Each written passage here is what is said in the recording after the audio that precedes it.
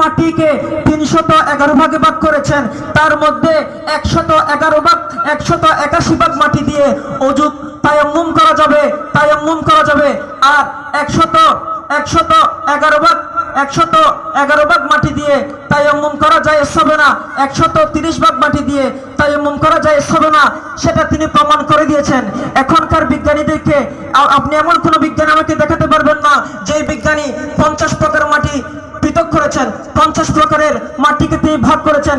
কিন্তু আমার ইমাম আলা হযরত যিনি 311 ভাগ মাটি ভাগ করেছেন, শুধু তাই নয়, আমি ইমামে আলা হযরতের পরিচয় জানতে চাইলাম, আমি খুঁজতে লাগলাম তিনি কে। অনেকে তো আমার ইমাম আলা হযরতকে জগৎ বিখ্যাত মুহাদ্দিস বলে, অনেকে তো জগৎ বিখ্যাত মুফাসসির বলে, অনেকে তো জগৎ বিখ্যাত মুফতি বলে, অনেকে তো জগৎ বিখ্যাত লেখক বলে। আমি আলা হযরতকে জিজ্ঞেস করলাম, ওগো আলা হযরত তুমি একটু বলে দাও না আপনি কে? তখন আলা হযরত ডাক দিয়ে বলে, খৌফে নারাতু রাজা যারা তু হে আব্দ মুস্তাফা, তেরে লিয়ে আমান है ওয়া মা আলাইনা ইল্লাল বালাগ।